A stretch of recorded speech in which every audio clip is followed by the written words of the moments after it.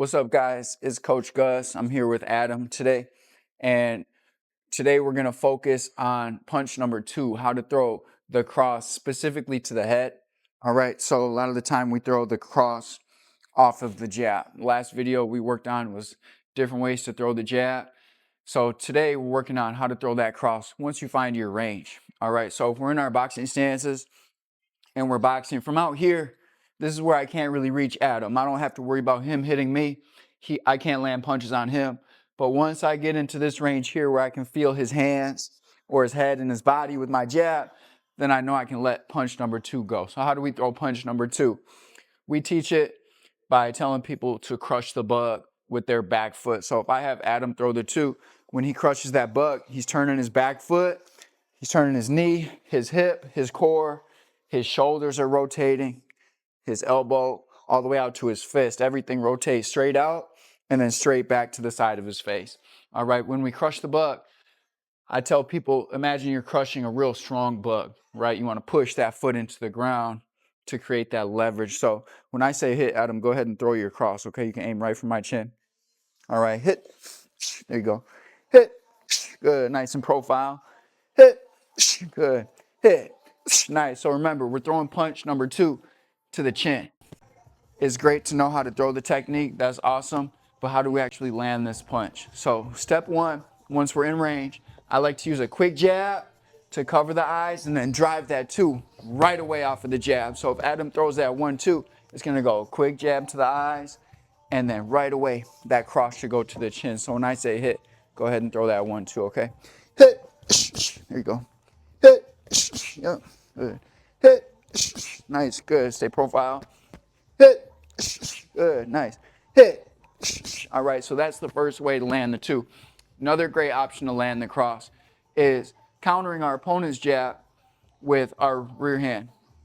Adam and I are both orthodox. So if I throw my jab, in order to down parry my jab, he just wants his hand a little bit higher than mine.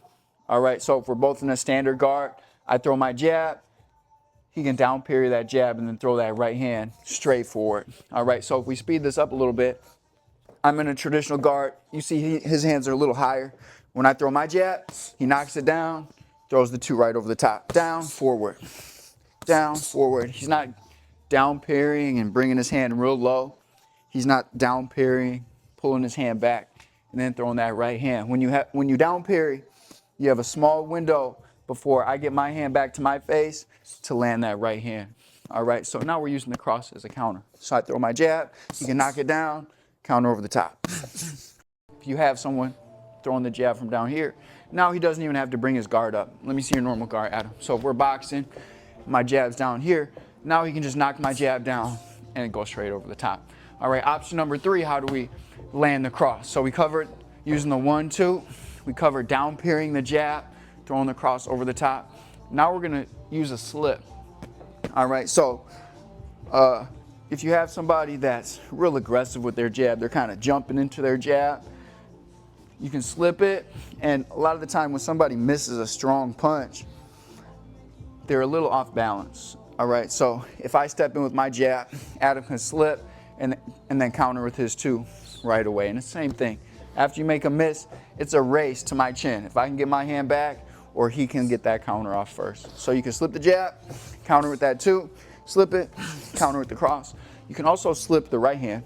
All right, we would be slipping the same direction, but now we're slipping inside of the 2, and he could throw his cross.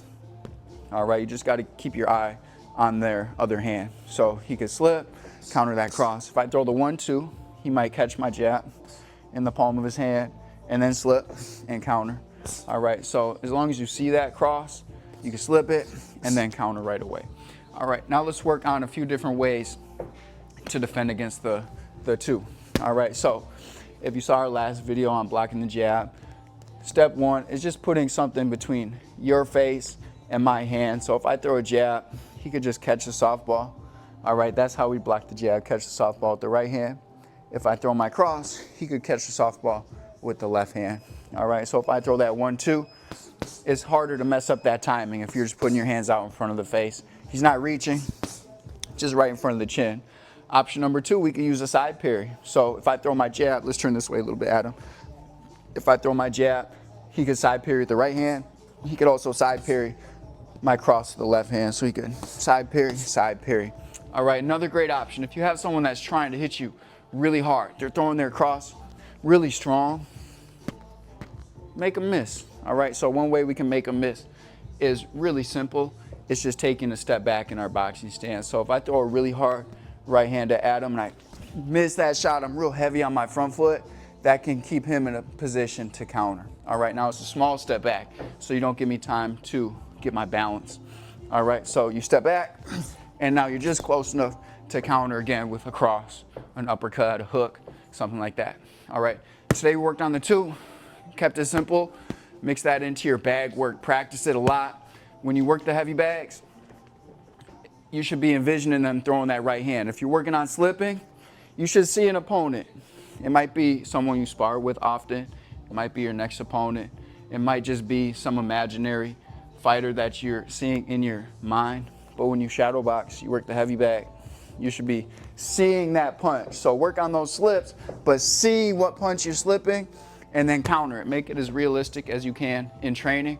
So when you get inside the ring, it feels like you've already done it 1,000 times. All right, great work. Thank you, Adam. You guys have a good day. Peace out.